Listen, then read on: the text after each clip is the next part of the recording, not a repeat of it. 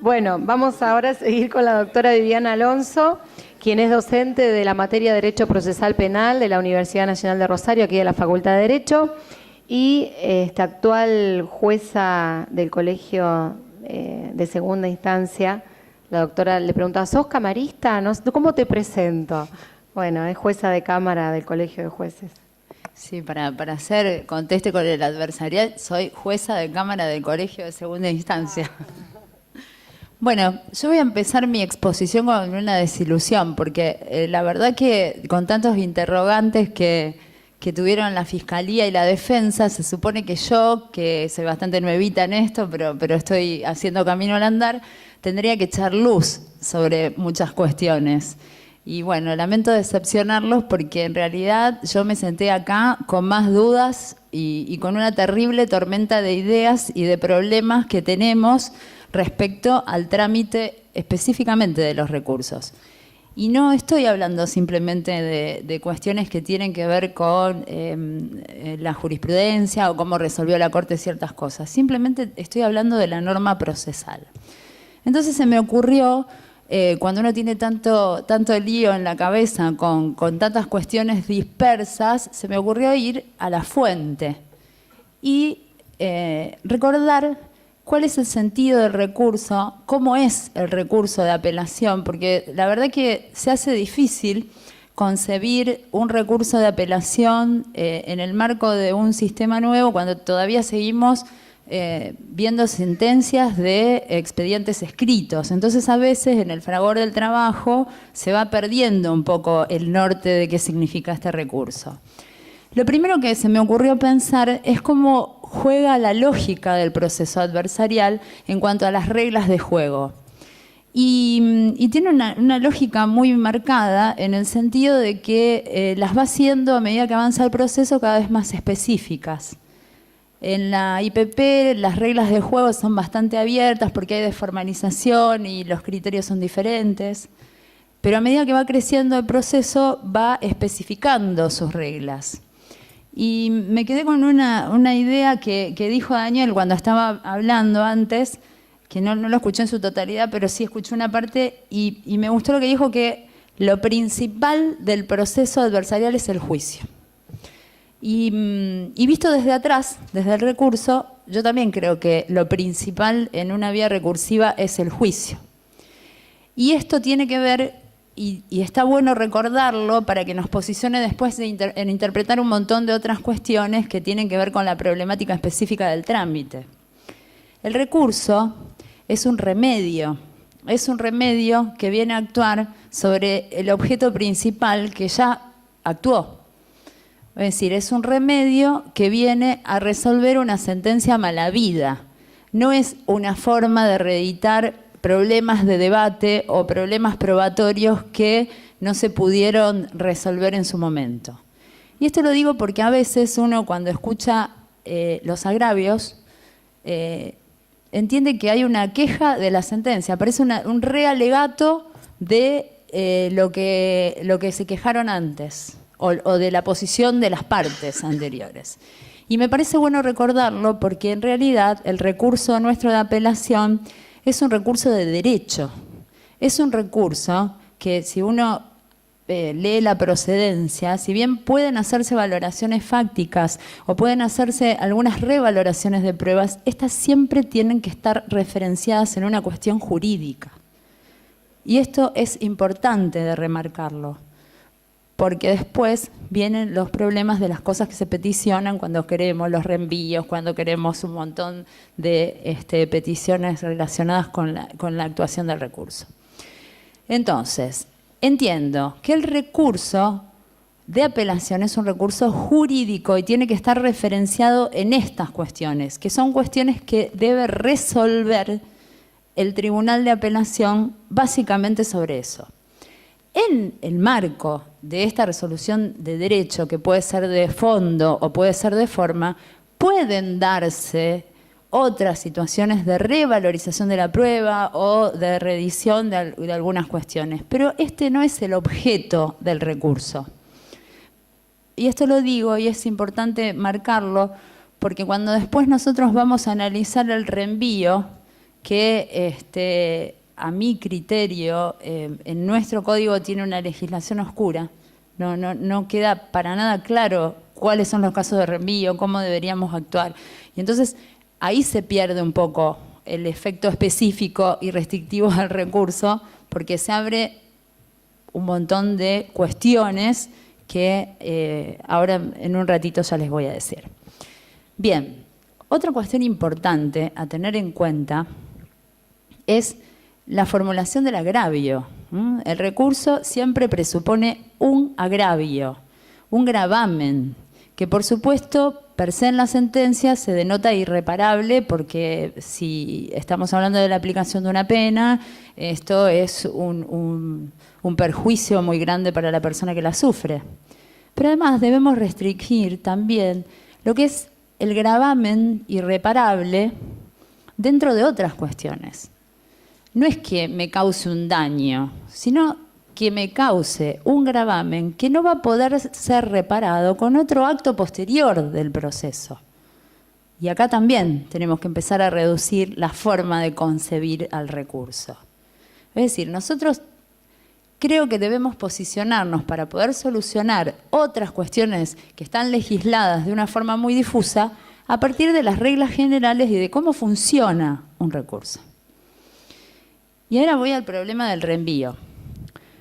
Yo escuchaba todas las cuestiones que comentaba Gustavo sobre el reenvío y yo creo que a mí me preocupa otra cosa del reenvío. A mí no me queda claro a partir del 404 cuáles son los casos de reenvío. Hay algunos modelos donde se resuelve, que es lo que refería Gustavo, por ejemplo en la casación, que es un recurso similar porque es un recurso sobre juicio de instancia única, se resuelven estableciendo dos supuestos. El Tribunal de Casación, frente a la errónea aplicación de la ley sustantiva, va a casar la sentencia dictándola y en los casos de vicios improcedendo va a ir al reenvío y esto es bastante claro. El problema nuestro, si ustedes me habilitan a desgranar el 404, me parece que de la norma sale per se la problemática, o por lo menos a mí no me queda claro cuáles son los supuestos de reenvío. En principio, el 404 establece como la regla prácticamente reenviar la sentencia. Porque dice, el tribunal que hiciera lugar al recurso según corresponda, revocará o anulará. En realidad debió decir invalidará porque ya no existe más el régimen de las nulidades, total o parcialmente la resolución impugnada y ordenará el reenvío. Es decir, establece que cuando revoca o anula, reenvía, en principio. Después sigue diciendo, bueno, invocándose en su caso el objeto y demás. Después establece casos que, según el mismo artículo, no requieren reenvío. Y entre ellos pone la absolución del procesado, la extinción de la acción o la pena, el cese de la medida de seguridad. Y después dice, o todos aquellos casos en los que sea evidente que corresponde el reenvío. Y después aclara, porque hasta ahí parece todo bien, siempre que queda a salvo la doble instancia. Entonces, yo realmente intenté ponerme a imaginar un montón de casos para poder satisfacer ejemplos y hacerlo más didáctico. Y la verdad que empecé a hacerlos y me hice una ensalada bárbara en la cabeza, porque la casuística, de acuerdo a esto, y las idas y vueltas que tiene, son enormes. Y además suscitan otros problemas. Cuando se impone la cuestión del reenvío y demás, respecto a dejar a salvo la doble instancia, también se empiezan a suscitar un montón de problemas cuando uno debe admitir o no un recurso respecto a eso. Yo digo, bueno, si esta decisión la puede tomar la Cámara o habría que reenviar al juez de primera instancia previamente. Y un caso específico, que es un caso de naturaleza bastante extraña, pero está en el código, es lo que se llama prórroga extraordinaria, donde la Cámara actúa como decisor originario. Es decir, luego de los 2 años de prisión preventiva, la prórroga la tiene que dictar la misma Cámara. Y entonces, en ese caso, para dejar a salvo la doble instancia, habría que mandar a primera instancia esa decisión y no tomarla a la Cámara. En algunos casos dicen que debería aplicarse la apelación paralela, pero a mí no me queda claro que Escalcione sea exacto a este tema. Entonces, creo, y como estos podemos mencionar, pero un montón de cuestiones relacionadas con la ausencia de concreción de qué es esto del reenvío.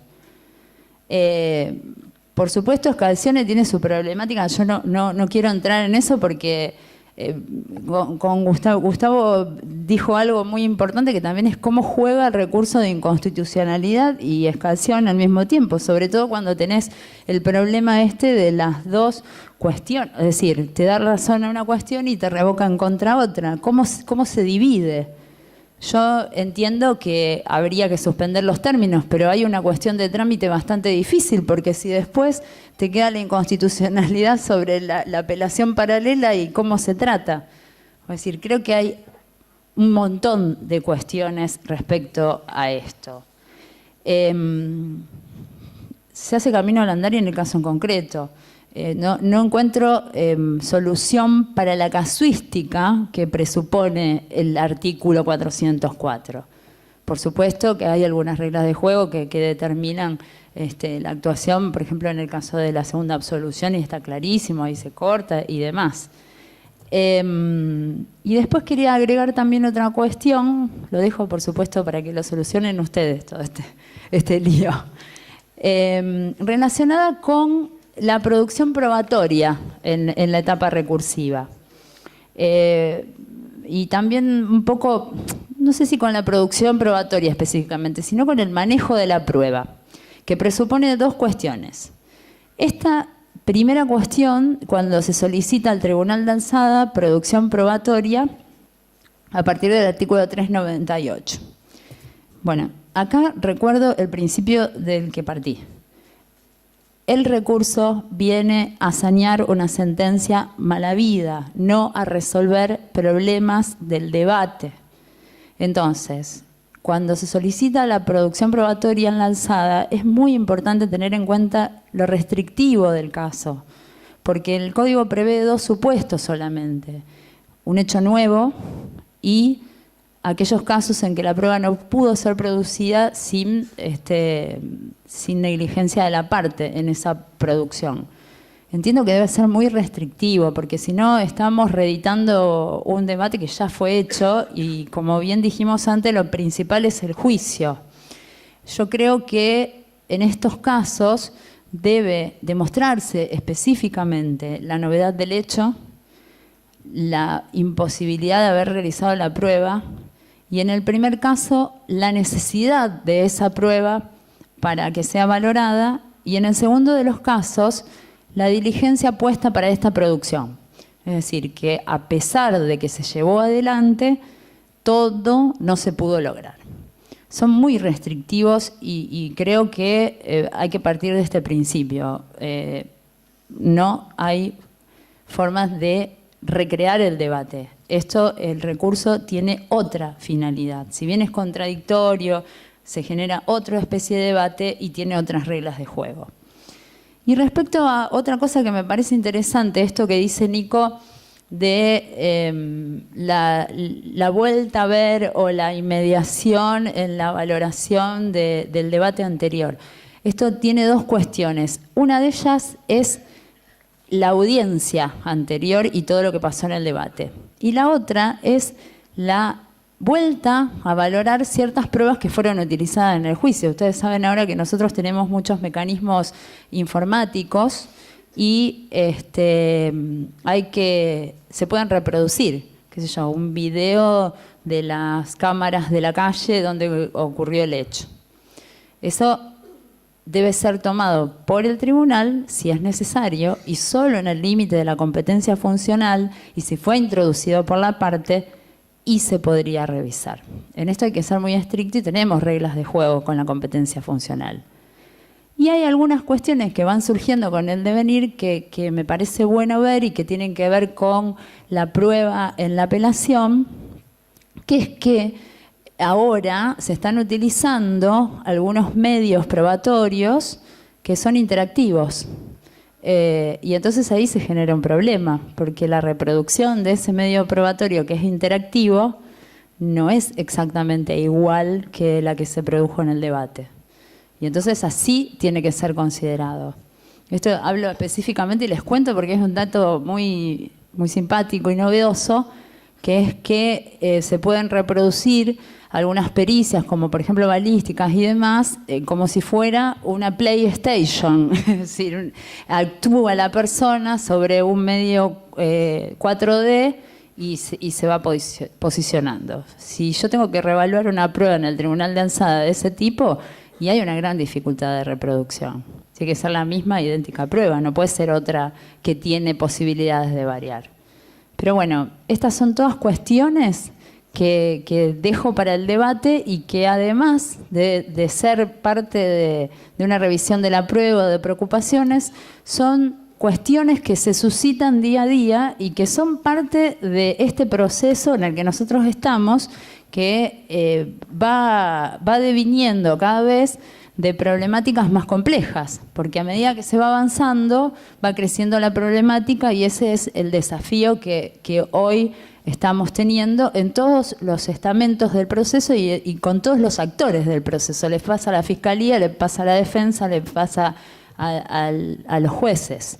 Así que, bueno, quería traerles estas inquietudes para que entre todos las debatamos y veamos cómo hacemos. Bueno, muchas gracias.